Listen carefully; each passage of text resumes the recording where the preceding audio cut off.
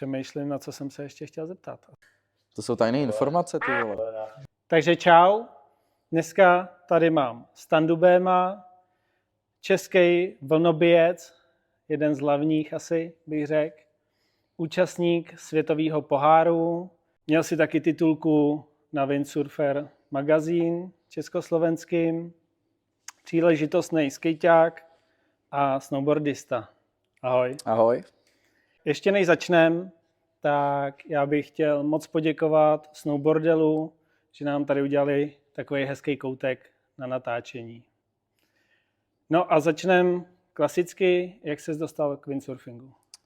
Tak, k windsurfingu mě přivedl můj tačka vlastně s dědou, který děda vlastně tady začínal jakoby v Čechách nějak s windsurfingem a ty mě to nějak jakoby předali už odmala, takže nějak od 4 let jsem začal jakoby jezdit a nějak okolo 12-13 už to začalo mít nějakou kulturu tím jakoby wavem a takže jsem se k tomu chytnul nějak takhle, no.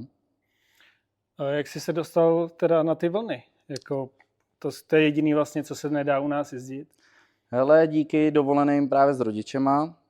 Asi takový to první, co jsem měl jakoby seznámení, tak to bylo na Kanářských ostrovech, kam jsme jezdili takhle přes zimu. A tam mě to jakoby chytlo a tam to nějak začalo všechno. Ty jsi se zúčastnil několika závodů světového poháru. Jak na to trénuješ? Máš trenéra?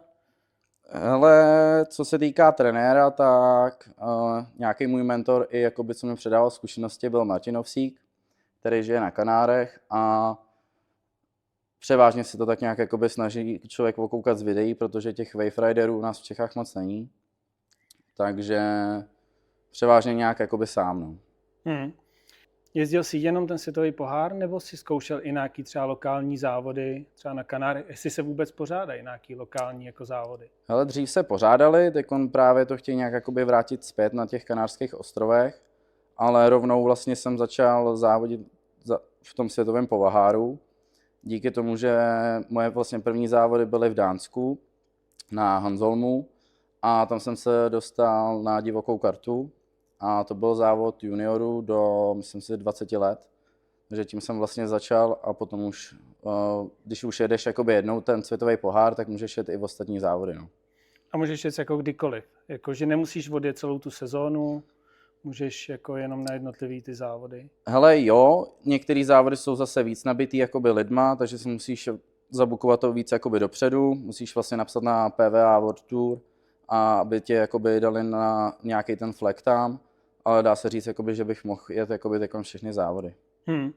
Ty jsi jezdil to do těch 21 let a teďka si zkoušel už jakoby chlapy. Je tam jako hodně velký rozdíl? Co se týká jakoby těch kluků, tak samozřejmě rozdíl tam jakoby je, protože... To je jasný, ale jestli je nějaký, jako, že je to fakt velký skok, jako z té 21, jo, jestli... Jasný. Co se týká asi jakoby toho, nějaký skok tam je určitě, že ty chlapy už to mají jakoby v obětýho hodně zkušeností mají, takže oproti těm mladším klukům to mají víc jakoby najetý. Ale dá se říct, že se jakoby dá s nima i zazávodit. Ne s tou jakoby top 20, ale když jede vlastně ty vyřazovací kola, aby se člověk jakoby mohl dostat až dopředu, tak to se jakoby dá. To se je jakoby srovnatelný s těma klukama do 21 let. No a je vlastně skvělý, že s nimi dokážeš jezdit, i když vlastně jako máš toho tréninku jako minimum, ne? Protože přece oni jsou to už jako vyloženě, dá se říct, profíci, nebo asi nějaká část bude, to ale asi jako jsou, no. Asi většinou jsou u moře, takže jezdí každý den. Tak vlastně nepřemýšlel si, že se přestěhuješ někam? Hele, myšlenka samozřejmě bylo by to jakoby pěkný na jednu stranu, ale na tu druhou zase člověk chce asi třeba i něco jiného od toho života, takže je to jakoby na zvážení, jakoby jestli chce člověk fakt to objíždět, aby mu to dávalo smysl. Je těžký to samozřejmě ufinancovat, takže člověk se musí jakoby snažit najít sponzorů i mimo právě windsurfing, který by to třeba podpořili. Takže jakoby myšlenka byla, ale nějak to nakonec nedopadlo. No. A ty sponzory vlastně nějaký máš? Že jo, ty máš Goju, Snowboardel, teďka máš K4 Fin. Ano, a ještě mám z Trutnova, to je menší firma vlastně na outdoorový oblečení, to je baterka. která mě vlastně sponzorovala tu minulou sezonu. Jo. Oni tě sami oslovili, nebo ty si nějak jakoby vyhledával? Co se týká vlastně goji a snowboardelu, tak to mě oslovil Lukáš Kasíků, takže ty mě podpořili vlastně dodávkou materiálu. A co se týká těch druhých, tak to K4 Fins mě tekon vypomohl, dal mě vlastně vánoční dárek Ondra Rašku, co je z Moravy, takže za tomu moc děkuju. A ta baterka, to outdoorový oblečení, ty si mě vlastně našli a jsou jakoby známí přes rodiče, takže ty to chtěl jakoby podpořit takhle, no. Cíleně vyhledáváš ještě nějaký sponzory, nebo? Hele. My jsme to řešili právě s tou Kačkou, co jsem předtím dělal ten rozhovor a tam vlastně vám říkala, že tam sponzoři prostě jako nejsou, nebo jako, že ji nikdo neoslovil, tak jestli i ty nějak cíleně. Hele, dřív jsem jakoby do toho tak nějak šel, že člověk se nějak reprezentuje na sociálních sítích, snaží se jakoby oslovit jakoby větší jakoby komunitu lidí i mimo ten windsurfing, díky tomu, že jsem dělal vlastně i skate, i snowboard, takže se snaží jakoby nějak dostat k lidem, který ten freestyleový sport jakoby dělají. Ale je to náročný, protože u nás ten windsurfing je jakoby malá skupinka lidí, která to dělá, takže je to těžký, no. Většinou to bylo jakoby sponsoring, hlavně samozřejmě rodina a přes známí, no. Který spot máš jakoby nejradši z těch vlnových? Hele, nebo jestli jsou to třeba i Nechranice? Nechranice jsou super, když vyjdou, samozřejmě, ale asi nejvíc, co mám jakoby i naježděný, je na Tenerife Cabezo. Když jakoby vyjdou ty podmínky, jaký tam dokážou být, tak to je za mě jako to nejvíc asi. Kdyby někdo chtěl začít jako s vlnovým ježdění, tak co bys mu doporučil? Je to, ať si veme nějakýho jako guida, nebo jsou vůbec nějaký takový jako místňáci, který si můžeš jako vzít? Většinou na těch jakoby spotech jsou, většinou je dobrý se orientovat podle toho právě, co už měli nějaký jakoby závody i obježděný. Dělají to takhle kluci, co jsou i starší, jak na Kanárských ostrovech, tak jakoby různě po světě. A na ten začátek za mě jakoby super, protože kluci vlastně k tomu i natáčejí, dělají nějaký videorozbor, takže myslím si, že ten posun jakoby je v tom lepší, když člověk třeba jede na týden, tak vidí za tu dobu, než by se učil sám. Takže je to nějaký jako kemp, nebo to si je jenom třeba na jeden den? Jako... Hele, dělají většinou kempy. Jo, dělají kempy 4denní, týdenní a tak, no, podle jakoby domluveno. A který spot bys doporučil jako na začátek takhle? Hele, za mě ideální spot třeba na naučení i blízko jakoby Čech je Německo. Když tam samozřejmě nejsou taky nějaké jakoby brutální podmínky, tak Kreptic je super na naučení. Je vlastně ty vlny se balí daleko od břehu, není tam takový jakoby možnost něco jakoby rozbít. Takže to a i ty Kanárské ostrovy jsou jakoby na to super, protože my třeba co jezdíme závody, jak to je na Cabezu a za zátokou je Medano a tam právě dělají i ty kempy. Jsou tam menší vlny, písčitá pláž, takže tam jakoby na to naučení to je super. Teďka si nakous to ničení vybavení. Jaká je tam jako úmrtnost? V tom wave ridingu to je takový horší, no. Když člověk potom jezdí na nějakých jakoby místech, kde jsou skály a tak ten materiál se likviduje jednoduše potom. Já jsem právě to viděl hodně z videí, že to tam někoho zabalilo a pak všechno na cáry. Profík na tady ty věci je Martin Ovsík, co se týká ničení věcí. Takže takový dobrý testovací jezdec. Jo, ten jakoby to otestuje ten materiál na 100%. Kolik ty máš jako prken třeba na rok? Nebo musíš mít nějaký záložní, že jo? Nebo... Tak, většinou mám jakoby 2 na sezónu a v průběhu sezóny si je obnovuju za nový. A nebo ty, který drží, nebo ty, který vím, že jsem na nich najel míň, tak si je nechávám a jedu s nimi celou sezónu. Takže mám jakoby 2 waveový a 1 freestyleový. A máš i na tom, na kterým trénuješ třeba, tak na tom rovnou i závodíš, anebo... Jo, většinou to takhle mám. Nejlepší za mě nemít toho asi tolik, zvyknout si na nějaký jakoby prkno a prostě jezdit na tom furt. No. Člověk je na to zvyklý a mě to takhle vyhovuje. A ty máš 2 různé litráže? Mám 2 různé litráže, teď jsem právě přemýšlel, že i na určitý podmínky bych potřeboval ještě jedno větší prkno. Jezdím vlastně Goju Quada, 84 a 74. A když je míň větrno, tak bych teď potřeboval nějakou 92 třeba. Jak si dáváš vysoko ráhno? To je nějaká jakoby specialita, kterou jsem asi převzal od kluku právě z waveu, co jsem jakoby oklukoval ze světového poháru. Tak já ráhno jezdím co nejníž to jde. Úplně fakt to dávám úplně co nejníž, prostě co v tom políčku jakoby jde dát, no. Jo, až takhle, jo. Mám to fakt rád, i co se týká právě triků freestyleových, tak mě to hrozně vyhovuje, no. Jako já si ho dávám taky o malinko níž, než by jako by mělo být, taky mi to jako vyhovuje, než že tam úplně pak jako tak divně visím mi přijde, nebo mám to taky radši, ale že až takhle dolů, jo. Mě fakt i v těch vlnách mi to hodně pomáhá, protože člověk se jakoby dokáže do toho víc položit, když je do bottom turnu, takže za mě to má jakoby spoustu výhod a už jsem se na to tak zvyknul, že fakt jakoby na jakýkoliv plachtách to dávám vždycky dolů, no. A jak máš pak dlouhý úvazky? 32 jezdím. Takže to je jakoby dlouhý, máš... mám být v tom fakt zavěšený no, v těch jasně, vlnách a je tam zase ten dost velká pohyblivost mezi tím, takže 32 mám, no. Zajímavé. Já třeba délku úvazku, nebo mám ty vario, takže občas si to stáhnu, občas povolím, záleží co tam mám za plachtu, co mi víc vyhovuje, ale pak přijedu na Karpátos na týden a to jsem si uvědomil vlastně až teďka, že vlastně tam vemu tu plachtu a vůbec neřeším. Tak na Karpátosu ono to je jedno vlastně, co tam máš. Zaháknu a jedu prostě, takže no. to no. A v těch vlnách si jezdí jakoby delší úvazky, aby člověk jako se v tom mohl líp jakoby pohybovat, no. Hrozně zajímavé je teda to ráno jako dolů, no.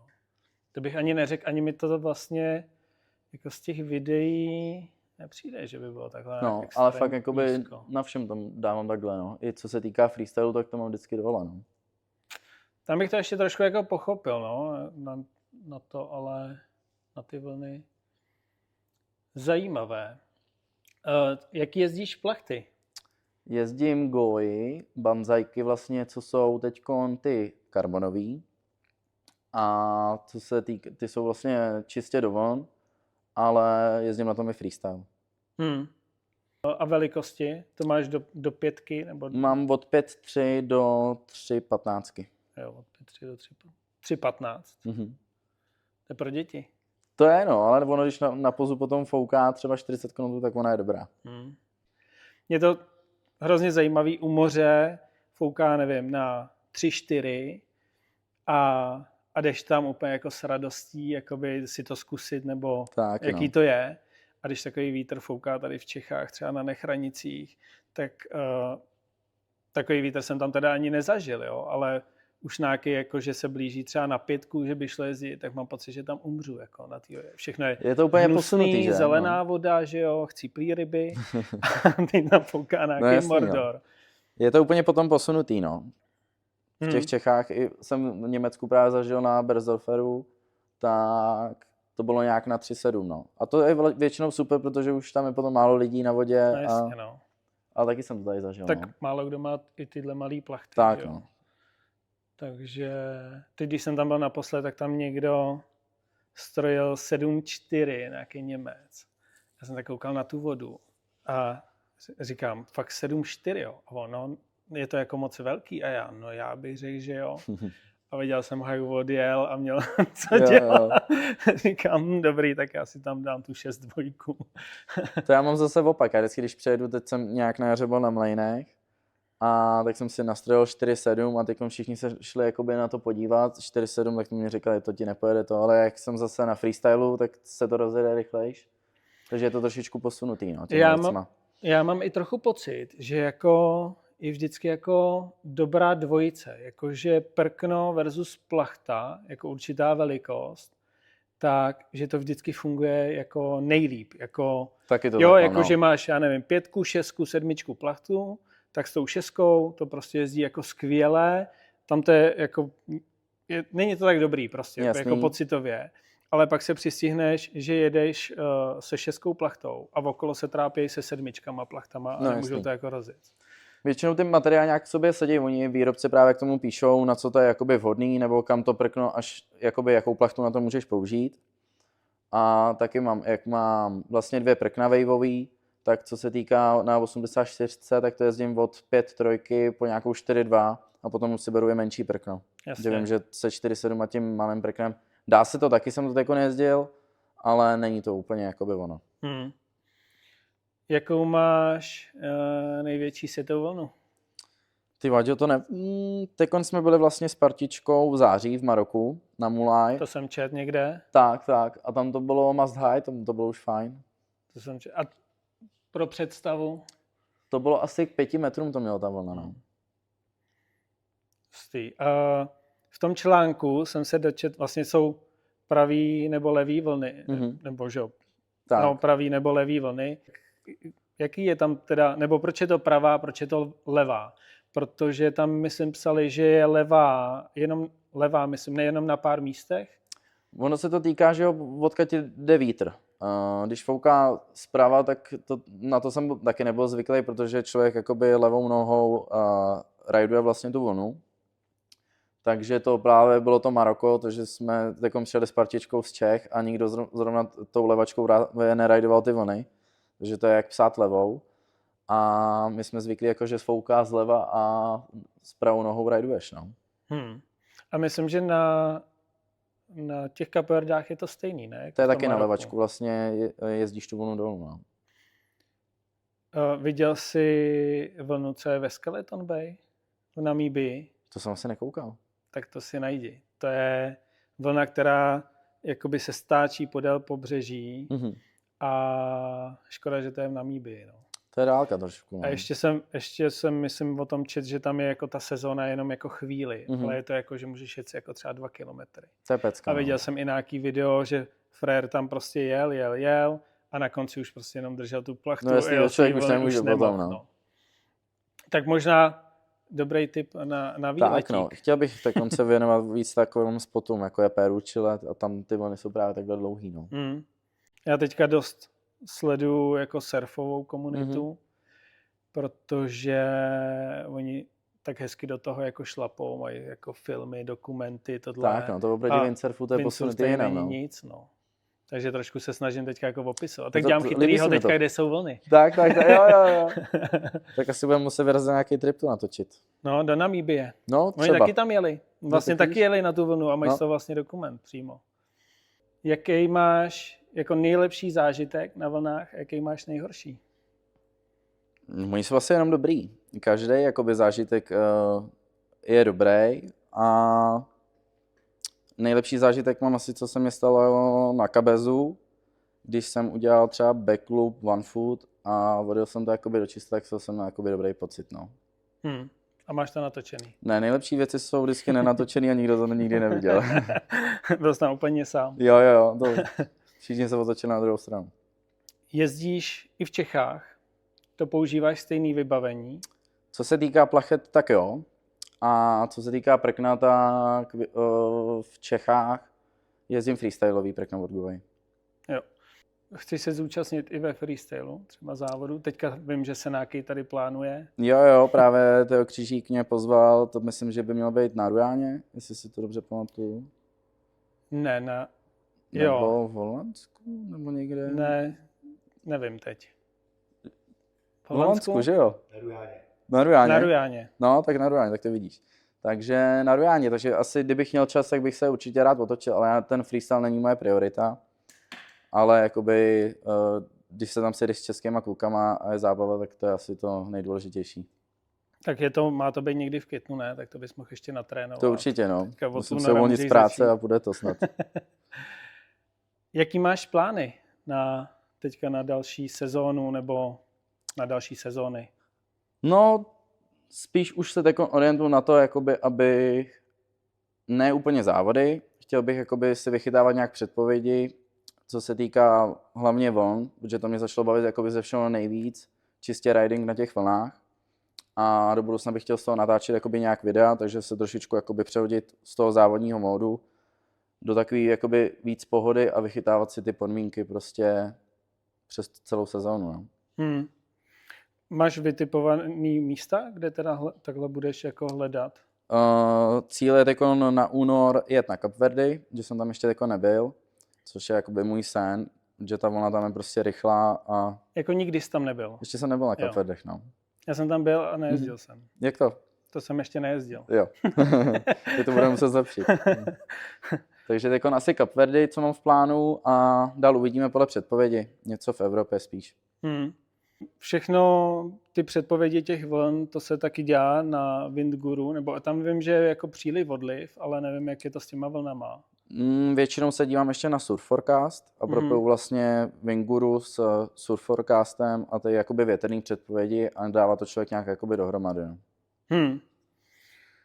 Máš teďka naplánovaný ten nejbližší závod, asi ten freestyleový, nebo jako máš plán nějaký konkrétní závod, na který bys letos chtěl jet? Když se podaří ještě sehnat, tak bych chtěl jet jedny závody, co se týká zase na Kanárských ostrovech, na Tenerife, a jinak asi jakoby první závod by byl v tom Německu, ten freestyleový. A jaký máš zásoby triků freestyleových? To moc toho není, no. Já jezdím asi 3 roky furt to samý dokola, ale nějaký základ tam bude. Něco málo. No, tak. Já jsem třeba přemýšlel, že se toho závodu taky zúčastním, ale neumím jakoby žádnej trik, že jo, takže... Tak to bych chtěl odjet někam. No, já jsem si říkal, že bych se zúčastnil jako tím, abych jako podpořil to, že tady někdo jako něco dělá, že se přihlásím a třeba se mi náhodou něco jako povede. No teď o tom to je asi tyhle závody, no. Jasně. Řekneš nám teda své tajemství, jak odjíždět většinu triků? No, nejjednodušší asi bude co nejvíc jezdit.